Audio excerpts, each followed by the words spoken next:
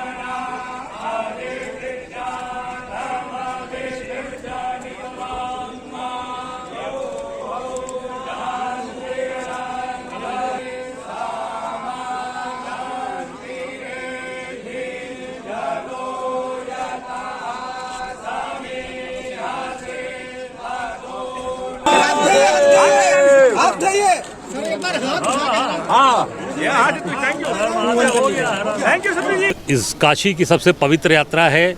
इस यात्रा को लगातार ये तीसरी बार हमारी यात्रा, 9वां साल है। हर 3 साल में जब पुरुषोत्तम मास आता है तो ये यात्रा काशी में होती है और आदि अनादि काल से होती आ रही है।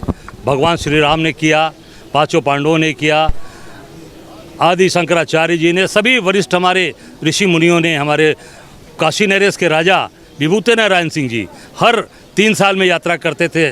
शरीर कमज़ोर हो जाने के बाद भी वो ट्राली पीछे की पकड़कर यात्रा करते थे विभूति नारायण सिंह जी। अपने आखिरी समय में भी ने वो हर यात्रा जाते थे, पड़ाव में रुकते थे पंचकोशी में, और उसी चीज़ को हम लोगों ने आगे अपने जीवन में उतारा है। और लगातार इस यात्रा को, जब तक शरीर में ताकत रहेगी हम लोगों के, तब तक यात्रा ये हम लोग करते रहेंगे। और ये यात्रा आज यहाँ हम लोग अपने घर से पदयात्रा करते हुए निकले हैं, पैदल घर से निकले लोहराबीर से। हनुमान जी का दर्शन किया पहले हम लोगों ने कबीर चौरा पर, जो तुलसीदास जी के द्वारा स्थापित वो मंदिर है।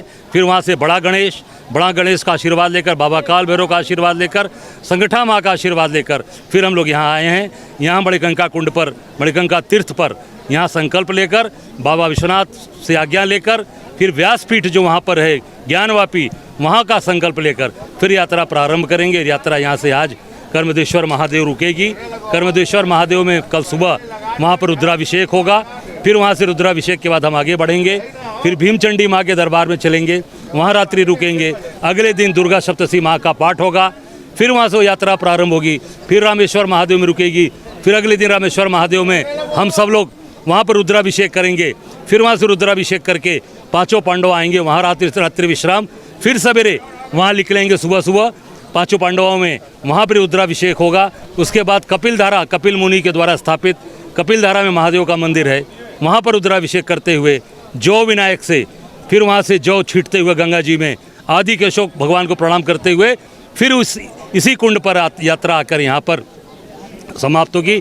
यहीं संकल्प छोड़ाया जाएगा। यहीं से बाबा विश्वनाथ का दर्शन करते हुए, आज्ञा लेते हुए, साक्षी विनायक साक्ष्य उनको देंगे गणेश भगवान को कि हमने ये यात्रा आपके आशीर्वाद से सफलतापूर्वक सफल की, सब आपकी कृपा आशीर्वाद से। उसके बाद पुरुषोत्तम मास में पुरुषोत्तम भगवान का दर्शन करके फिर घर जाकर सत्यनारायण भगवान की कथा सुनेंगे। फिर वो कथा के बाद फिर प्रसाद वितरण करके ये आगे अगले वर्ष तक, अगले साल के लिए स्थगित की जाएगी यात्रा। फिर आगे हम लोग अपने जीवन यापन में लग जाएंगे। क्या इस यात्रा को राजनीतिक यात्रा के तौर पर भी देखा जा सकता है? क्योंकि नहीं, ये कभी कोई राजनीतिक यात्रा मैंने कभी नहीं की। ये धर्म की यात्रा है, ये धर्म के लिए है और धर्म के साथ हमेशा ये जुड़े हैं काशी के लोग। और हम लोगों के देश के अंदर हमेशा ये सद्भावना बनी रहे, सबकी विचारधारा बनी रहे।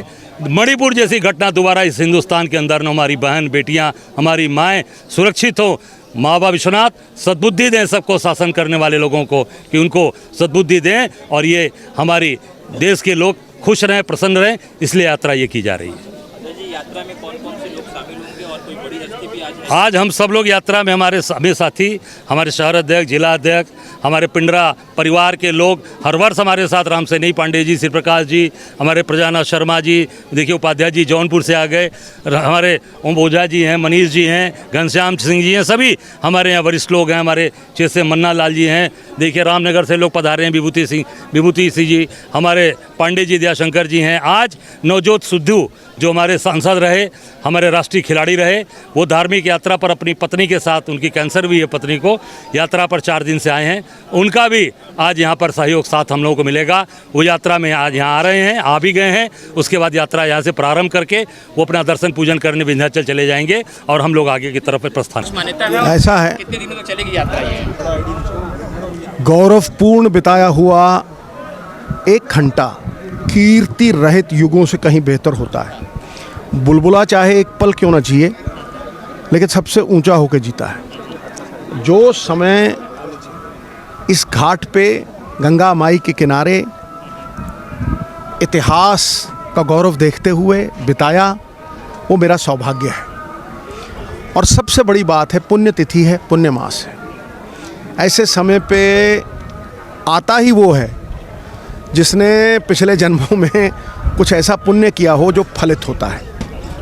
देखिए, गुरु नानक साहब ने कहा, सरबत का भला, यही धर्म है कि सबका भला जो करेगा वही परमात्मा को समझा है।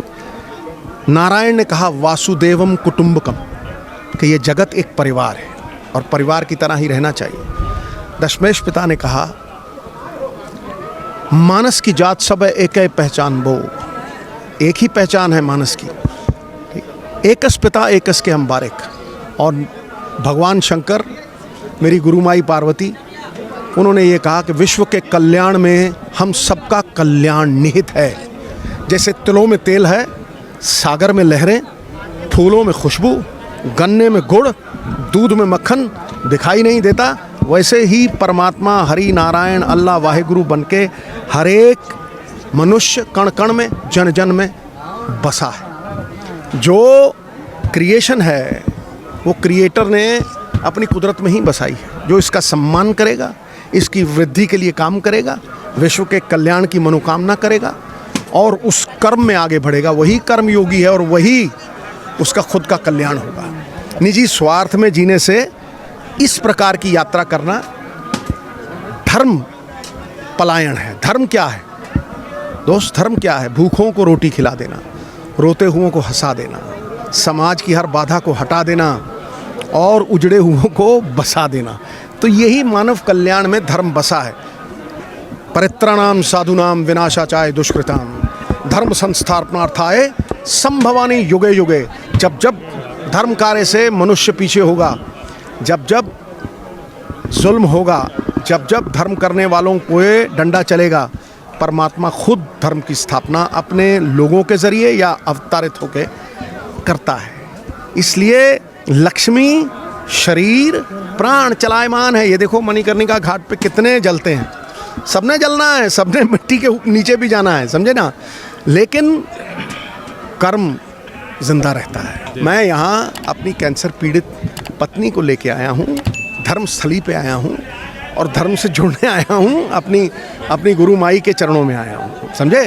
तो इसलिए देश में हिंसा का माहौल, देखिए, एक बात आप समझ,